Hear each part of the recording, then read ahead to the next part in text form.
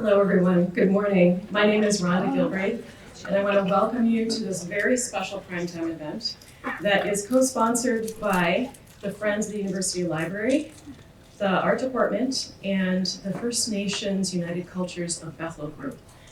Primetime is that space where we come together across disciplines and offices to share what we're learning and experiencing in and beyond Bethel. And I want to tell you about another great Primetime opportunity that's coming up in a couple weeks, and that is a presentation called Roots in Rondo, a Summer of Cultivating Gardens and Relationships. The 2022 Summer Community Work Study Bethel students will share their stories about working alongside and learning from Rondo, Frogtown, and Summit University community members, wisdom bearers, and educators. They celebrate the power of nurturing human connection across cultures, age groups, and socioeconomic backgrounds, ponder the gift of neighborhood partnerships, address social disparities, and learn to care for the environment by working alongside community partners when tending the neighborhood gardens. Today, in this month of November, when we celebrate Native American Heritage Month, we're going to hear about a gorgeous print series by the acclaimed artist Wendy Red Star. I want to emphasize that while there are months designated to honor various groups of people, honoring these communities is in no way limited to a month or a season. And before we go further, I'd like to acknowledge that as residents of Minnesota, we live upon the ancestral ground of the Dakota people and home to many other Native peoples. The name of our state is derived from the Dakota name for their homeland, Minnesota Makoche, the land where the water reflects the sky. We thank and respect these peoples for their rich heritage, while we also grieve the many wrongs committed against them. We dedicate ourselves to honor their contributions past and present, and to promote the cause of justice and reconciliation. These efforts must be ongoing and require actions as well as words. Our distinguished guest, Dr. Jill Ahlberg Yohe, is Associate Curator of Native American Art at MIA, the Minneapolis Institute of Arts. She is also on the faculty at the Minneapolis College of Art and Design. She previously served as Assistant Curator and Mellon Fellow of Native American Arts at the St. Louis Art Museum, where she installed the museum's first permanent galleries of Native American art and collaborated with Lakota artist Arthur Amiot and Crow artist Wendy Red Star to bring Native understandings to works from their respective communities. She grew up in rural Pennsylvania. She received her BA from the University of Maryland and studied anthropology at the University of New Mexico. For her PhD work, she focused on Navajo textiles, learning the Navajo language, and living on a Navajo reservation for 4.5 years. Her initiatives at MIA have showcased Native Minnesota artists, highlighted the art of Native women, and brought Native perspectives to bear on the museum's collections. One of her recent projects involved co-curating the traveling show, Hearts of Our People, Native Women Artists, which convened a groundbreaking advisory committee of Native women artists and debuted at MIA in 2019. Today, she will be sharing her insight and expertise about the artist Wendy Red Star with a special focus on the Four Seasons series, which Bethel is privileged to own as part of its permanent collection and is now hanging behind me around the corner here in the library. Fun fact, you may not know that Bethel's art department has long been dedicated to collecting the work of artists who are nationally and internationally known and respected in the contemporary art community. Our gallery director, Michelle Westmark Wingard, considers Red Star's Four Seasons one of our most exciting acquisitions. We look forward to learning more about this artist, these pieces, and their context in the Native American art community. Please join me in welcoming our speaker, Dr. Jill Ahlberg Yohe.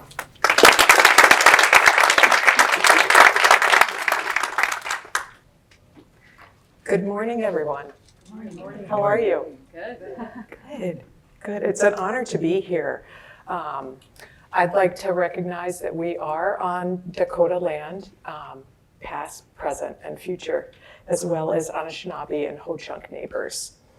I'd like to thank Rhonda, Ann, and Jean for helping me, assisting me today, and bringing me here and inviting me. Is a real honor, as well as the First Nations student organization, the art department, and the Friends of Bethel University Library. Really appreciate it.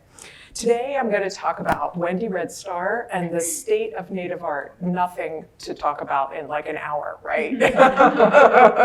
So I'm going to be mindful of my time because I'd really like to hear your questions.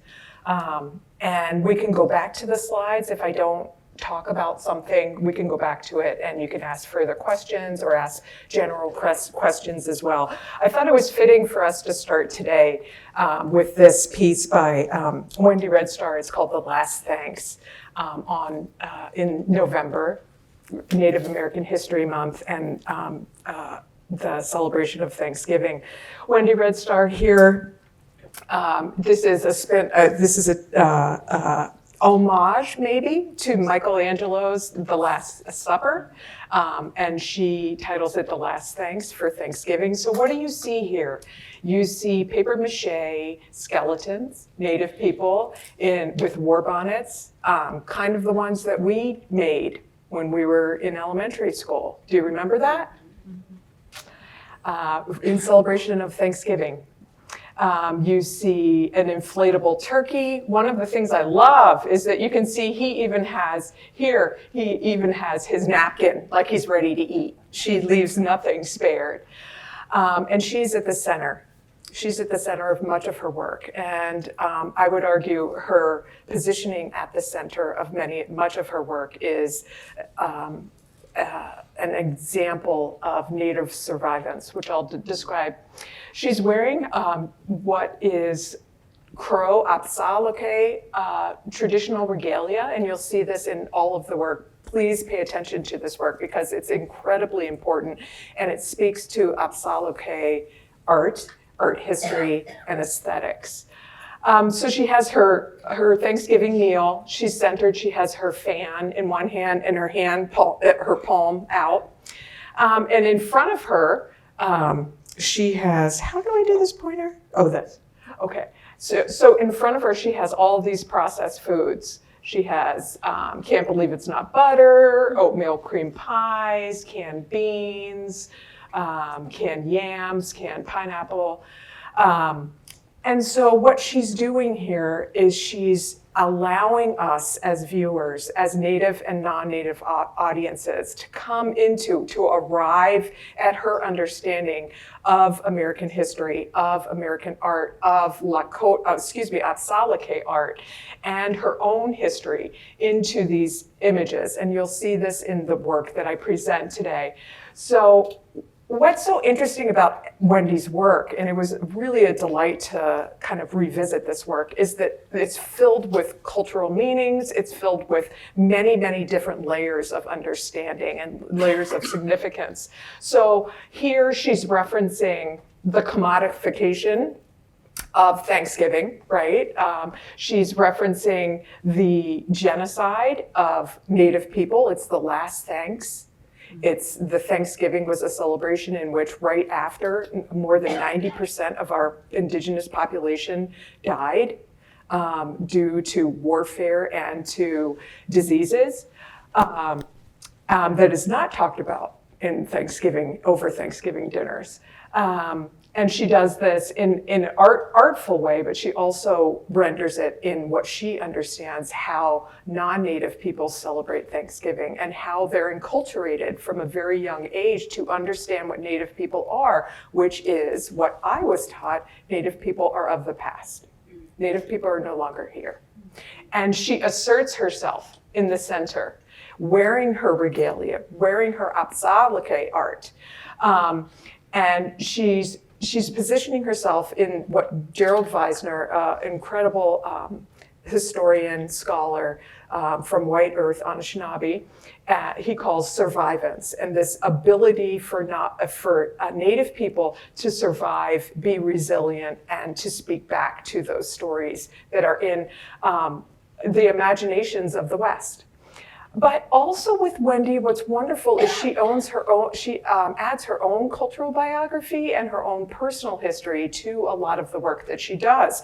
So here you see the commodification of culture. You also see processed food. Processed foods are very much the predominant food source for many Native people, and most reservations are in food deserts.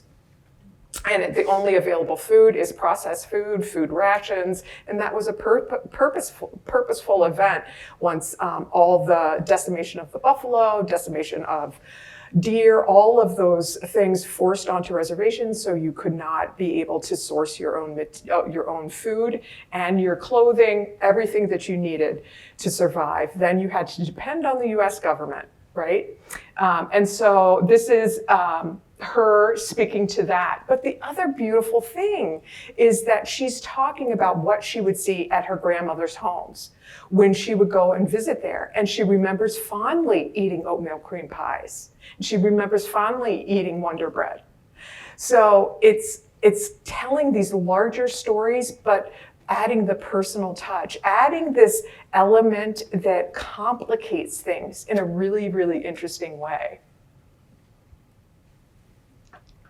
So here is Four Seasons, and it's wonderful that Bethel University has Four Seasons. It's, Michelle and I were talking earlier, it is, and she said it's one of the most important pieces in American art history, and I absolutely agree. So you're very lucky to have this in your collection. This is what, Four Seasons, it was in 2006. And you see here, spring, fall, winter, summer, and she strategically places herself, like she does in The Last Thanks and in other work, at the center of her work. So what you see here too are props. You see a fake deer up here, you see an inflatable deer here, you see fake flowers. If you go and see them, you can really see that they're fake. Fake flowers, popcorn, snow, again, cutouts of coyotes and deer. These are all fake flowers that she got at the dollar store. And she positions herself within it. And she has her crow regalia, the same very crow regalia that you see here. She created this dress. She is a wonderful dressmaker. She's a fashion maker. And what I will say about this crow dress, it's the couture. It's couture of Apsaalake culture. And maybe think of it that way. It's really, really important, and it's esteemed. It's not everybody can have a dress like this. So what you see here in her dress are bone elk teeth. And so the incisors, elk only have 2 incisors, only 2 of elk in their teeth. So you can imagine she has more than 100 elk teeth. In here, it's imitation elk teeth, but the traditional ones, because they're, of course, with the decimation of the resources that are available to Crow people, they can no longer hunt for elk in the way that they used to. But this signifies the importance of women. The importance of women in their community. Because if you think about it, if there's only 2 incisors on an elk for their tooth, if you can imagine adorning a dress with 100 of those, it shows the hunting prowess of the family, and then using that and placing it on women to show their importance in the community. You see also all the accoutrements that she puts in her work. This is a beautiful beaded bag with Apsaalake designs.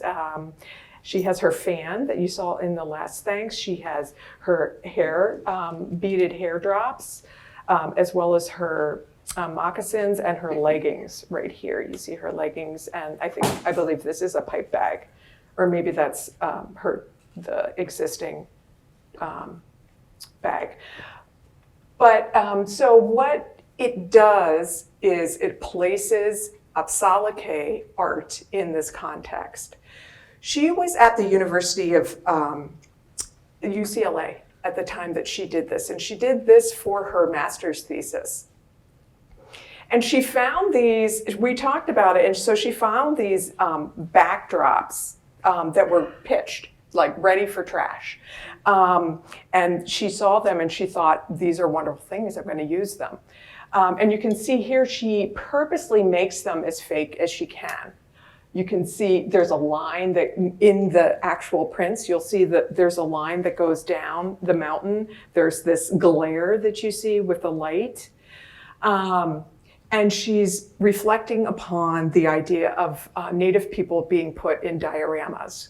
So if you go to the American Museum of Natural History in New York at this time in 2022, what you will see is Native people seen as specimens of the natural landscape. Native people understood as something related to dinosaurs, related to extinct animals, related to flora and fauna.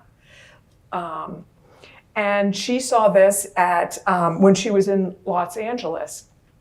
And so she's placing herself, again, this notion of survival, resistance, resilience that Gerald Weisner talks about. And she inserts another narrative, but she's also it's a commentary on what we imagine in our landscape, in our cultural landscape as non-Native individuals. But what's so interesting again about this is that we talked about it and she said, you know what? I love going to the Natural History Museum because I miss my people and I knew where I could find the art of my people. And I could find the art of my people in a Natural History Museum. And yes, they were in a diorama and yes, they were treated as specimens, but it still gave me something. It nourished me. It nourished me in the middle of LA. It brought me to my ancestors. It brought me to understanding myself better in this cosmopolitan landscape. So again, like Last Thanks, it's a complicated layering that Wendy Red Star does in her work. This is a work that she did. She spent a period of time where she was working with Prince. Not Prince, like the singer Prince, Prints. I wish Prince, she loved Prince. So what you see here are two individuals that are on a station wagon. Many of you might not even know what a station wagon is, but they are in, and then the actual station wagon is adorned with blankets. You see here, and on the back, I realized this is actually a Navajo blanket that's on the back. And right here, you see parfleche. Those are rawhide containers that are meant for transport, that are meant to carry important materials, but they are also a part of Apsalake art history. They are a part of understanding the world. These are microcosms of understanding the significance of particular things. So this is a part, she's paying homage. Oh, in the background is actually a Pendleton blanket. You see this is a Pendleton blanket that she collages onto this work. This references the earth, and then this references the sky. And if you've ever been to Montana and Apsalake country, you see these it's big sky country, right? So she's referencing the sky and the earth. But what she shows here is the importance for Apsalake people for parades and for travel and for mobility. Every third weekend in August, there is the Crow Fair, and it's the largest gathering where there are hundreds of, you can go anytime, you can go, it's open to the public, and hundreds of teepees, and there's a great procession of people in their very best, their beautiful elk teeth dress, all of their accoutrements, their horses are completely adorned with beautifully beaded head masks. They have martingales. It's exquisite. They dress their horses and they dress themselves, and they parade, and everybody sees the best of what the family can provide and what the family wants to display. And so this parade culture, this idea of mobility, extends itself with these historic parfleche that they're adorning this car. It's really beautiful. Also, beautiful things that she finds that non-Native people might not find beautiful, and that she wants us to think differently. This is called the HUD. It's meant like the hood, HUD, but it's housing urban development. HUD housing is the primary kind of housing that you find on many reservations, and she places them one on top of the other. It's almost like the Tower of Babel in a way. I was thinking about it this morning. She places this in creating artwork for itself. This rhythm, I love the rhythm that you see in this work. And what she's asking us to do is to think differently about how we understand aesthetics when we're looking at things, looking at the ordinary. When we think of art, we think of art museums. We think of paintings on walls.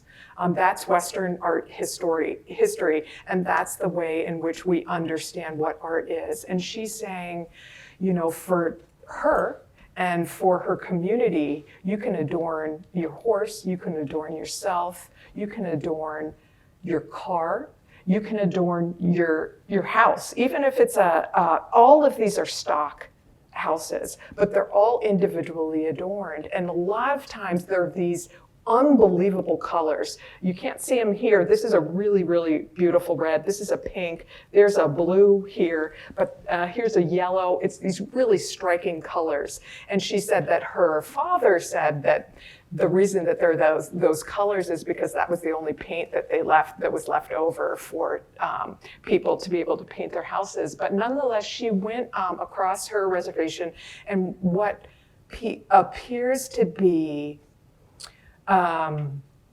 understood in photography. There's a lot of work in reservations with photography in which it's seen as, some people say, res porn, res poverty, photographs that are extracted and saying, oh, look how poor Native reservations are. And these are almost always coming from the outside, right? It's non-Native people imposing what they see inside their minds and imposing that on Native experiences and saying, oh, poor Native people, they have to live in this HUD housing, it's ugly, it's not beautiful. And she actually flips it. And she said, it's actually very beautiful, and people are curating their own homes in very special ways.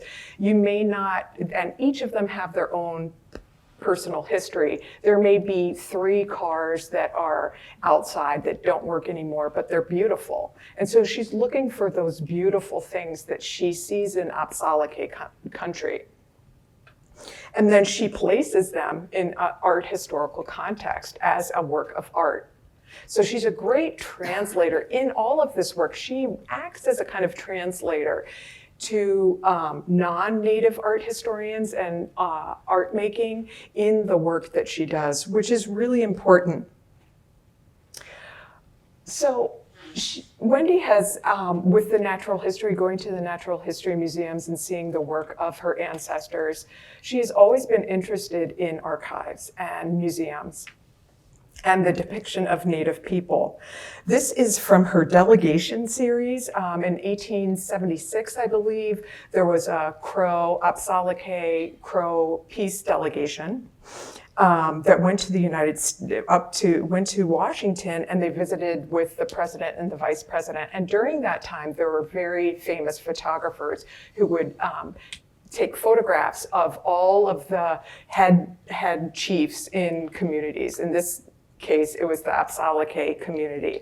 So what she's doing here, this is a really important figure, Medicine Crow. He's one of the most important Apsalake figures, and you see him all the time. You see him being used by non-Crow Native people in their work. You see them, you see many, many images of Medicine Crow in the context of people like Edward Curtis. So she's delving into this archive, and what she's doing is, I wish you could see it close up, but she's pulling to the surface and she's highlighting and adding to all of the cultural significance that's in this photograph itself. So what you see here is in red, she outlines the regalia that the individual, that Medicine Crow is wearing right here. And then she has these annotations. I'm sorry that you can't see them, but so here she talks about the importance of this ermine and the significance of it. If you have an ermine shirt, you were successful at certain kinds of war coups, and if you had ermine, that's these white things that are coming down from the actual shirt and the leggings. It's ermine. It's an animal. It's a fur, white fur. And if you have them on your leggings, that means you had counted coup additionally as well. So she talks about that. She annotates. He had many names over the course of his lifetime based on his accomplishments and his achievements. You can see, I believe he had 6 names, and she names them here. And then she names sometimes in Apsalake language as well as in English what these things are. They're not just props. They're not costume, like her wearing her crow dress. It's not costume. It's filled with so much cultural significance. And by doing that and asserting that cultural significance through these annotations and through these outlines, you see this in a radically different way. She's allowing us to enter into a greater understanding of Medicine Crow, of Apsalake aesthetics, of Apsalake history, and bringing us closer. So she's bringing us closer to greater understanding. At the same time, I believe that she's having a conversation. It's a way for her to have a conversation in these archives with her ancestors, and she's speaking with her ancestors. And in outlining it, and adding additional elements as a Apsalake Crow woman, she is bringing it to life. These aren't Crow people aren't in the past. They're living, and she's animating it, and she's paying homage to somebody of the great esteem of Medicine Crow. Here, you can't read it, but it says, quote, Medicine Crow, the Crow chief, looked like a devil in his war bonnet of feathers, furs, and buffalo horns, unquote, Lieutenant John Burke. So that's what you see over here. So nothing further could be from the truth, right? He was a formidable warrior, but what he was wearing had everything that he had on means something. It means something. And it just shows kind of the temperament and the idea of what Native people were thought about at the turn of at the end of the 19th century. So this was made in 2016. This is Apsalake Feminist. This is also work that Wendy Red Star does in relation to contemporaries and photographers who are Cindy Sherman, Judy Chicago, who are looking at presenting themselves in a certain way and having interaction with the viewer. But she's doing this in a very specific Wendy Red Star way. So again, she's looking straight at the camera, and now she includes her daughter, Beatrice. Beatrice has worked with her. She worked at the Denver Art Museum, looking through their magnificent collection of Apsalake material. And they did a lot of work together at Denver Art Museum. And you can see here, this is her beautiful bag. And I wish you could see it here because you see this hourglass shape that's beaded onto this work. And that will come up in a later slide. But remember what I was saying about Crow with elk teeth. Here, Beatrice has hundreds of elk teeth on her, and some of those are original elk teeth that she placed on her daughter's dress.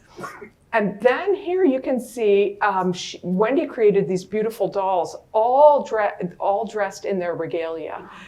Nothing, if you look at historic and contemporary Native dolls, they are made so tenderly, so significantly. They're made with the amount of care that is bestowed on a child. And for many Native communities, wealth isn't understood in terms of monetary value. Wealth is understood in terms of your children and in terms of your relationships, the greatest wealth that there is. And so a lot of children's work that is made with that in mind, with those intentions in mind, you know, our value system is one in which we're going to pour our artistic heart out to making a doll, because it's important for the little girl or the little boy to understand what is beautiful, what is made the right way, what is made the beautiful way in something like a doll that might get destroyed. So she's looking here, and what I was thinking about this morning, she actually, in this instance, she's adorning her couch, like kind of like you saw in the car, and you see in Crow Fair. These are Navajo blankets right here. Then she has a Navajo blanket here. And then she has all of her, this is a saddlebag. So she's using the couch as a means of transportation, kind of metaphorical transportation. She includes her daughter, Beatrice, all adorned in her regalia.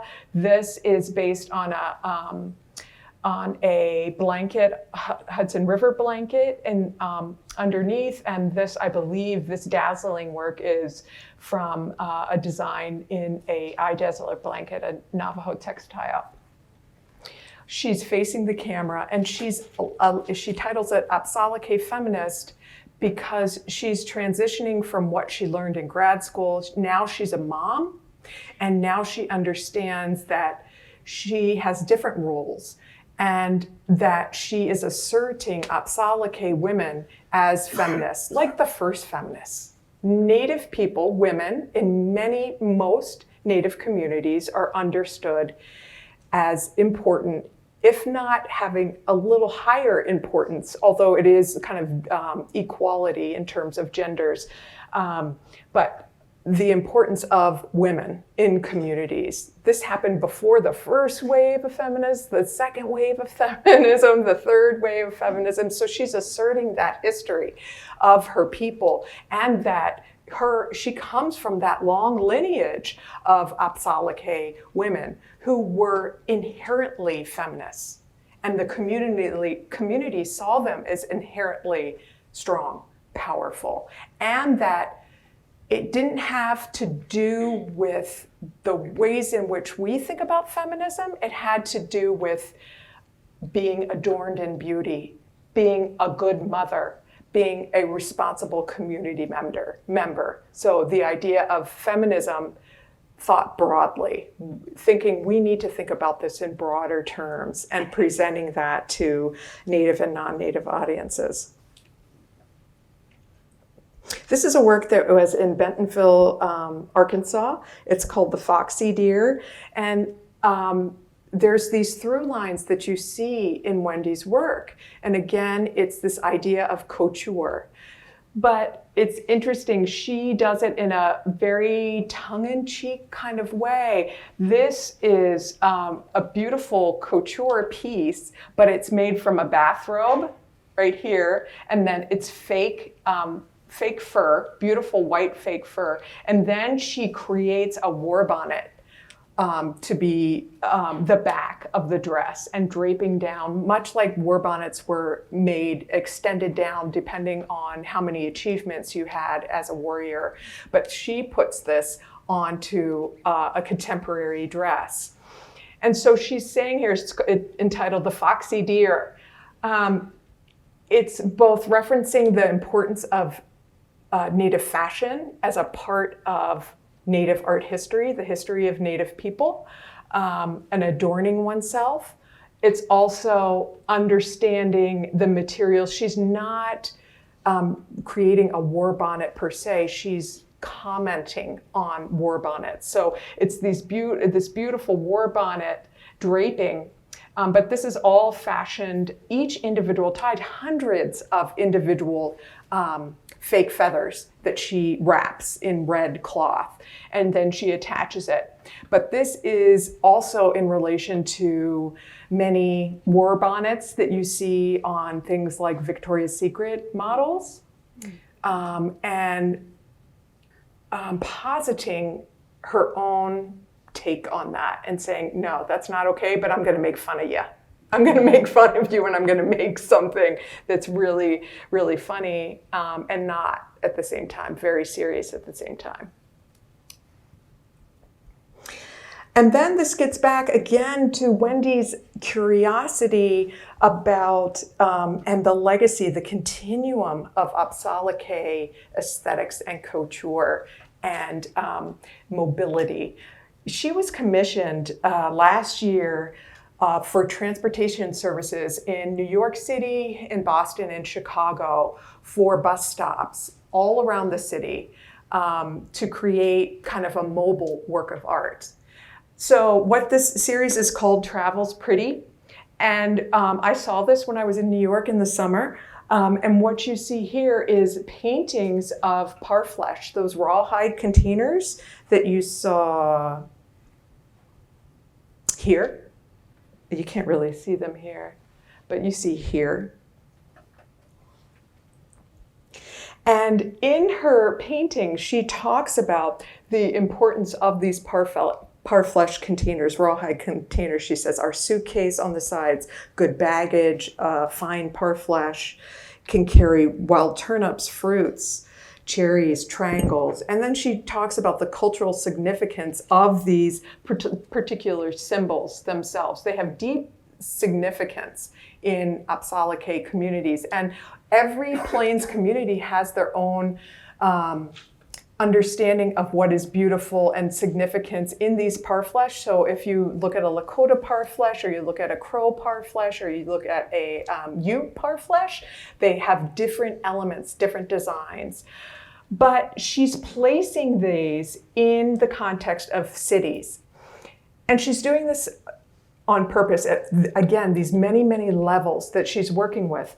She's placing abstraction in the context of New York, Chicago, and Boston, because Native women were the first abstractionists. Abstraction did not begin by abstraction as it was developed in the art history in the United States and Europe. Abstraction was happening all the time on this continent for millennia. These designs aren't just designs. These have they are abstracted meanings. They have abstracted meanings. They're beautiful. And they have cultural significance, sometimes personal significance. So she's placing these abstractions that are made by women into these cosmopolitan hubs of art. And the other beautiful thing about this is Travels Pretty is that this is on a bus route where it's traveling. Remember how I said that it's really important for Apsaalake people to adorn their horses, themselves, and all of the things that accompanies with it in terms of mobility, because they're a very mobile community before they were forced onto reservations, and they're still very mobile in ways. So she thought, what would be better than to use what is a storage container that is used and placed on our horses and displayed, is like curated, right? Curated, we curate our horse, we curate our bodies, we place art that travels, and that they have utilitarian purposes, but they also have symbolic, cultural, artistic significances as well. And that when you're waiting at a bus stop for traveling across and moving and being a person yourself, you're looking at Crow art that is made to be mobile. So I'm going to talk about a little bit about the state of the field.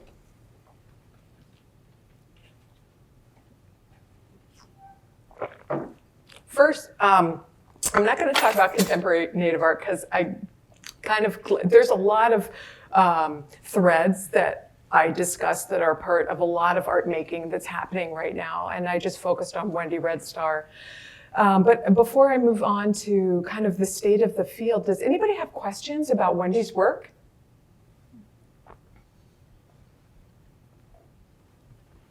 Any questions? Anything people particularly liked? Yeah. Oh, this is a question more generally. Where might one find examples of the abstract art that long predates her?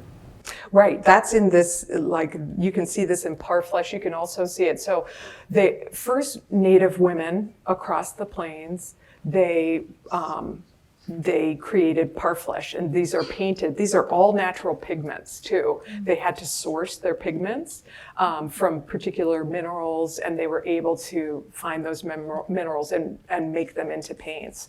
So they first used Parfleche, so they would paint, and they would also paint buffalo robes as well.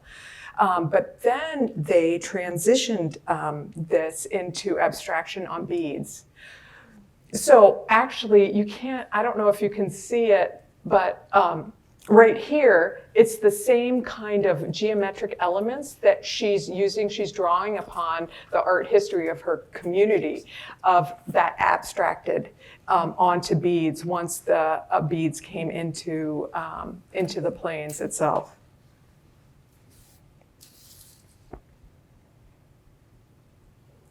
Yeah.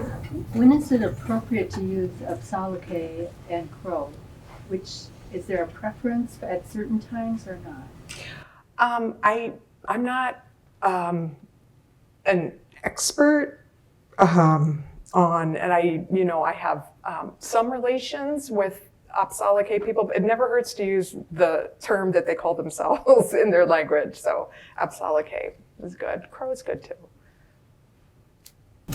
Jill, one of the main features of Wendy's work is her humor, and I wonder if that's unique to her, or if you find that to be more widespread in Native art. It's a good question about humor. I was thinking about that this morning. I think that it definitely is, Native people use humor in many ways. Because, right, if you think about the genocide of Native people, the purposeful genocide of Native people, if you don't laugh, you're going to cry. If you don't laugh, you're going to cry. And so that is a part of survivance, what Gerald Weisner talks about, survival, resilience, continuing on. But so absolutely, I think Wendy is really, really good at having that layer of humor into her work, and kind of poking fun at how non-Native people see Native people. She's doing that. She's lending a mirror to ourselves. She's always doing that. She's kind of poking fun and making fun of us, but she's doing it in a way that's not malicious or, in any maliciousness of it. But I think that humor is one of those things that are in a lot of Native art, but it's I think that it just depends on the artist. Some things are incredibly serious and some things are full of fun and funny. But she does this great thing where it's, like adding layer and layer and layer to it. She's always done that. It's really, really beautiful. Other questions? Yeah. I know you had talked about, like in elementary school, the kind of art projects that they might have kids do that is cultural appropriation and not really, it's kind of damaging to like learning about their history. Is there a way to still do art projects based on Native American art, or is it hard to do that without being cultural appropriation? Well, I think that now in the digital age, there are so many resources that are available for non-Native people to learn about the specificities of particular communities. And I would really say it's very important to not just say native in a sense, and I try to do this, although I didn't do it the whole time with this presentation, but to hone in on something specific. Like say you wanted to do something Dakota. You could go online, you could find something of the art or making that is specifically Dakota and was created with the intent to educate non-native people. I just think that there's a lot of resources. There are a lot of resources out there, and it's just really good to go to the source, ask, look for things that are given by Native people, Dakota, Anishinaabe, Ho-Chunk, Apsalake, and fold that into curriculum, because there's so much out there now. Okay, so Native art, I'm talking about Native art today and Native futures. I'll say, the majority of collections are not collecting historic work, and I'll talk about why in a little bit, but contemporary Native art is the predominant thing that museums are buying because it's something that is, Native people are making incredible art, and now it's finally reaching the opportunities that non-Native people have in art museums, in galleries, in New York, in Paris. Native-led curation is very important in the field. I'll talk a little bit about that. Land acknowledgements and collecting Native art right now. So I'm just talking about from my own personal experience, and this is in terms of Native-led curation. So there is a necessity to have Native people be a part of the process of talking about Native art and displaying Native art, creating exhibitions. I was a part of an exhibition in 2019, Hearts of Our People, Native Women Artists, and we had a group of 21 experts in their field, Native artists, scholars, and a few non-Native scholars to help create the exhibition from the very beginning. Many times in art museums, they ask people create these exhibitions and they have their idea. It's a sole curator, usually white, and they have this idea and then they just bring Native people after it's created,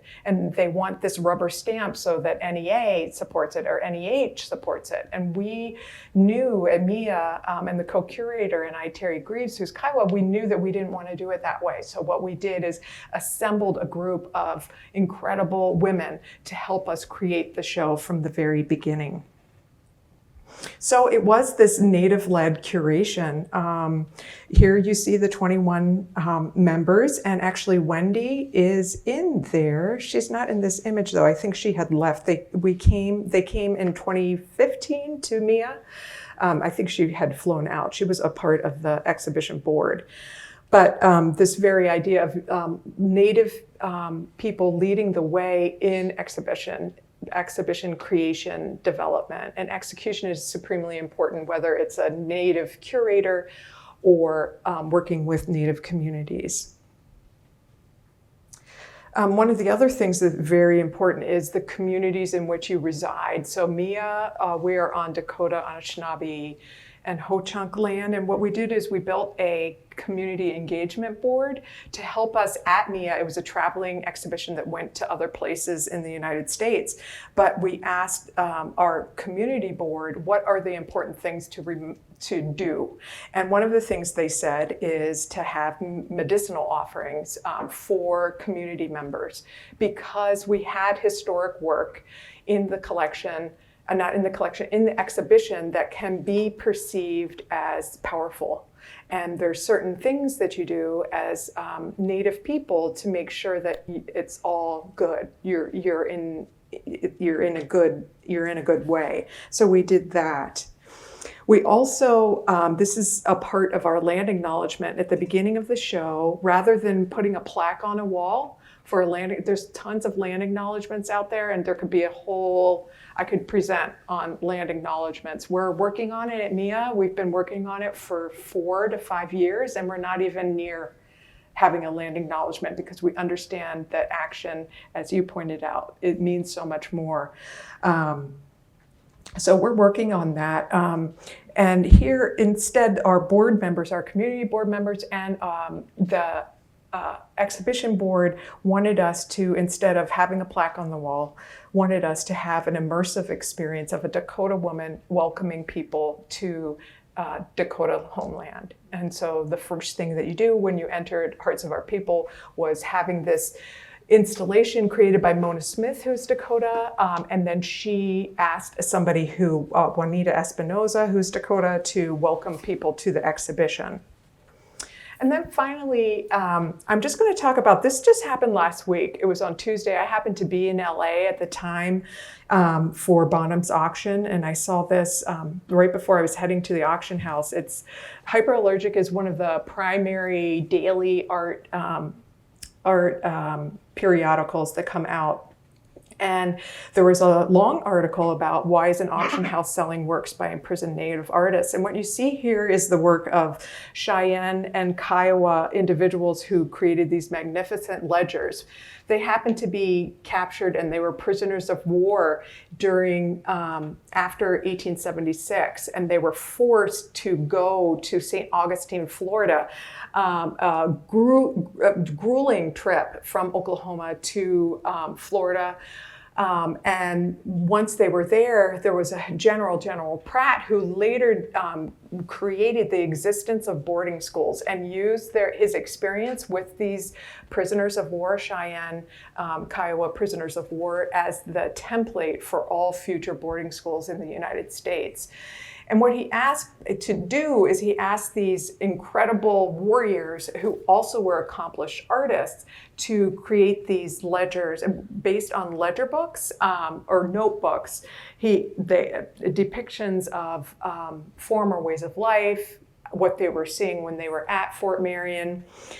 But the question gets to the point of why many institutions are buying contemporary art and not historic work, because these individuals were prisoners of war. Yes, they were made with the intention for them to sell, because Pratt actually did, one of the things he did that was right was he would buy these from the prisoners and then he would sell them to non-Native people, and he would give the returns to the families who still lived in Oklahoma. So that was like the one good thing that he did.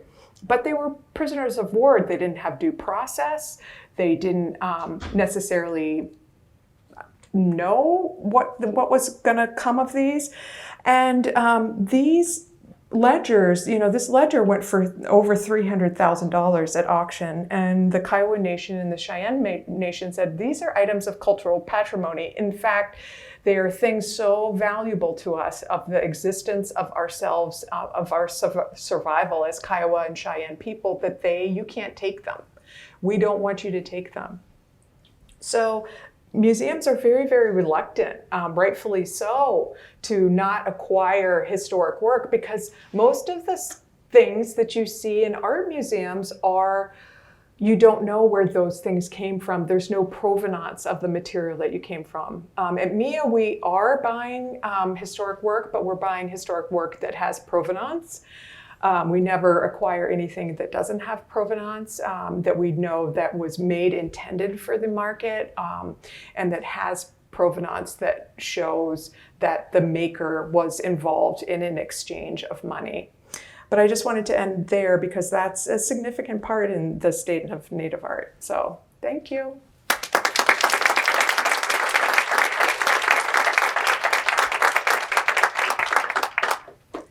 I have time for a couple questions. Come on, ask me some questions.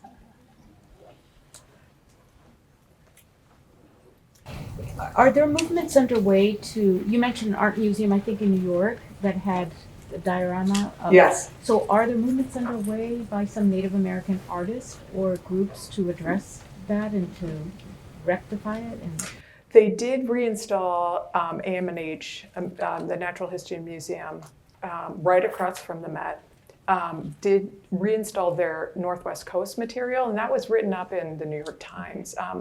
And they did a better job with that. They consulted with people of the Northwest Coast to create the permanent exhibitions. But there's a lot of resources that are needed to be able to do that kind of work. I'm hoping that they do, but you see it all over the country still. You really see it all over the country. It's horrible.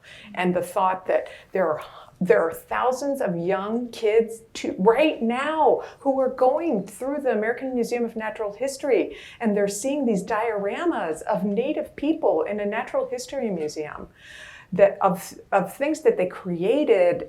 These diorama exhibitions were created in the 1960s and 70s. It's just unfathomable to think, but it's not, that these are still allowed to be.